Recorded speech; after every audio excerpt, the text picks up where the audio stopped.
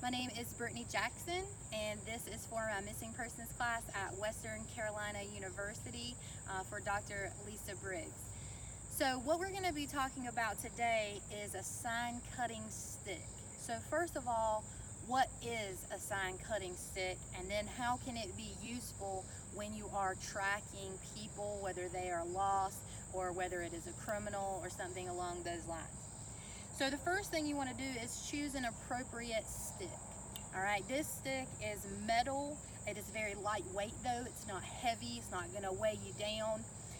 But you do want it to be durable. It doesn't have to be something that's store-bought, though it could be. It could be something that you pick up like in a wooded area while you are out doing your search. What you want ideally is for this stick to be at minimum 40 inches tall. Now it could be a little taller than that, like this one, but at a minimum 40 inches. That's going to give you enough room to do your stride and mark everything out. Then you need something that is going to mark the stride for you. And so what I have on here are some large rubber bands that, as you can see, I can easily move. You could also use some D-rings or something, again, that's going to be durable and not move around on you, going to have some grip, but that could be moved as far as using it from time to time, person to person, case to case. All right.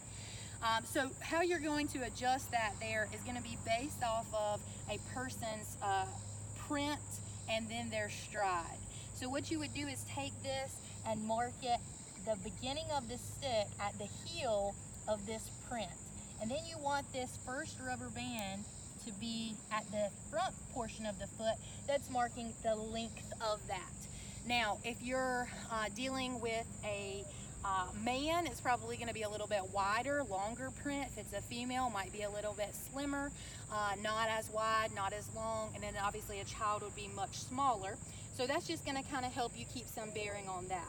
Now the next rubber band is going to be placed at the heel mark of the next print, and so the length in between that is how we're going to actually measure the person's stride and kind of where we're looking at for the next print.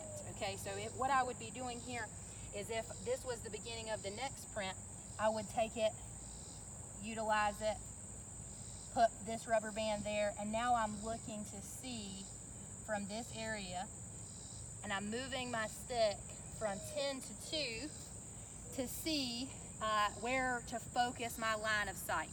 Now, as you can see, the sun has emerged from behind the clouds, so this is the perfect sign cutting weather. Okay, it's a little bit warm, the bugs are biting, and that's okay, but the lighting is perfect. So you want to ideally be doing your sign cutting in the morning when the sun is first coming up, or in the late evening, afternoon when the sun is going down. You never want to do your sign cutting when the sun is directly overhead, because it's not going to cast any shadows. It's not going to be beneficial to you. You want that sun to be coming in from the side there. So like I said, if I was looking out at this broad area, my vision would be broad. But what I want to do is narrow it down to look for other sights. So it doesn't have to just be the length of the stride, though that is what you could use this for. The next thing would be to narrow your line of sight by moving this stick from 10 to 2. And so by narrowing this, you're looking directly into that area. And you could be looking for some type of disturbance in the grass, another print, blood spatter, any type of hair, just really a disturbance in the dew, a broken stick, really anything that could let you know someone could be walking there. Now, some things that could tell you a little bit about the person's stride would be, if the footprint is very deep, is the person heavy? Are they carrying a heavy load? Is it heavier on one side because they're injured and maybe limping? So there's a lot of things that just the print and the stride can tell you about looking for a missing person. Now, this is going to vary based off of what you're looking for. Is this person lost? Are they missing? Did they intentionally run away? Is it a criminal, a vagabond, if you will? These are different cases where you might be tracking someone down. I mean, serial clown killers unite. They could be out here on the hunt, but we could have to track them down, so you never know. But that is how you utilize this sign cutting stick. And it is one of the best tools that you can use in your man tracking journey. So,